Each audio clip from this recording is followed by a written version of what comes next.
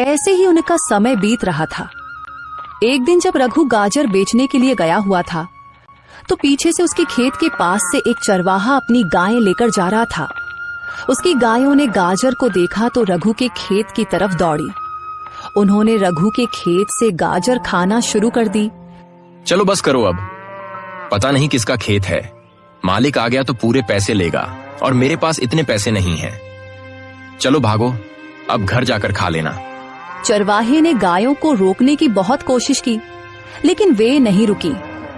उन्होंने थोड़ी ही देर में सारा खेत साफ कर दिया। चरवाहा जल्दी से अपनी गायें लेकर वहां से निकल गया। किसी की भी नजर उस पर नहीं पड़ी। रघु की कमाई का एकमात्र जरिया यही गाजरों का खेत था। वह भी अब तबाह हो गया और रघु को इस बात की कानों कान खबर नहीं थी। उधर रघु बहुत खुश था, दिल ही दिल में सोच रहा था, अब गाजर अच्छी बिक रही है। मैं कुछ ही दिनों में पैसे जमा करके अपनी बेटी को एक लाल रंग का प्यारा सा सूट ले दूंगा। बहुत समय हो गया है, मैंने कभी उसे नया सूट नहीं दिया क्योंकि और भी खर्चे बहुत होते हैं, लेकिन इस बार मैं पक्का उसे सूट ले दूंगा। ऐसे ही ख्यालों में रघु अपने घर चला जाता है। अगले दिन सुबह रघु अपनी टोकरी लेकर गाजर तोड़ने खेत गया, लेकिन जैसे ही उसने खेत देखा, खेत देखकर उसका दिल बैठ गया। ये क्या हुआ? सारी गाजरें कहाँ गईं? ये तो पूरा खेत खाली है। फिर उसने करीब जाकर देखा तो पता चला कि कोई सारी गाजरें खा चुका था। अब वह कौन है इसका रघु को पता नहीं था। रघु बहुत मायूस हुआ। रघु की आंखों में आंसू आ गए।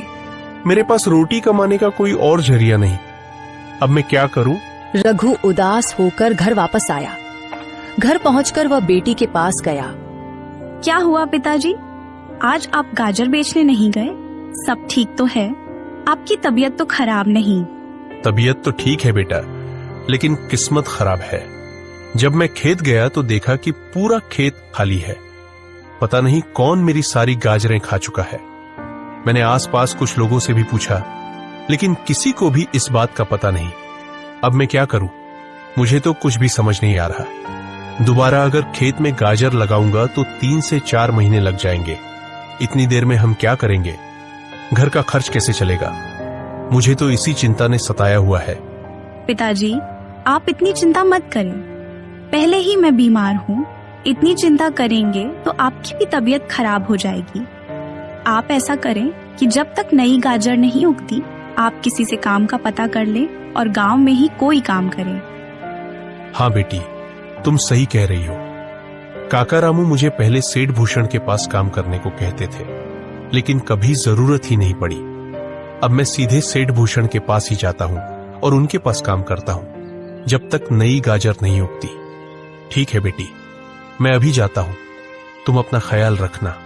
रघु सेठ भूषण के पास काम का पता करने के लिए चला गया। सेठ जी, मैं आपके पास काम का पता करने के लिए आया हूँ, मुझे कोई भी काम दे दीजिए। मैं मन लगाकर काम करूंगा, आपको शिकायत का मौका नहीं दूंगा। क्या हुआ रघु, तुम यहाँ काम ढूंढ रहे हो? तुम्हारी गाजर को क्या हुआ? तुम तो गाजर बेचते थे ना, फिर अचानक आज यहाँ को क्या हुआ? सब ठीक तो है ना? रघु ने सारी बात सेठ भूषण को बता दी। हाँ रघु, किस्मत तो तुम्हारी वाकई बहुत खराब है।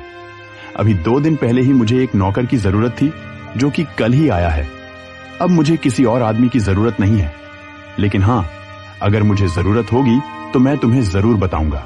सेठ जी, मैं बहुत उम्मीद लेकर आपके पास आया हूँ, मुझे कोई भी छोटा सा काम दे दीजिए। दिहाड़ी भी बेझिझक कम दीजिएगा, मैं उफ तक नहीं करूंगा। अरे रघु, अभी काम नहीं है, बोला तो है तुम्हें, जाओ, जब काम होगा तो मैं तुम्हें बता दूंगा। रघु को सेठ भूषण ने कोई भी काम नहीं दिया। वह वापस घर की तरफ नहीं लौटता, बल्कि आगे पीछे गांव के कुछ लोगों से काम का पता करता रहा, लेकिन किसी के पास भी कोई काम नहीं मिला।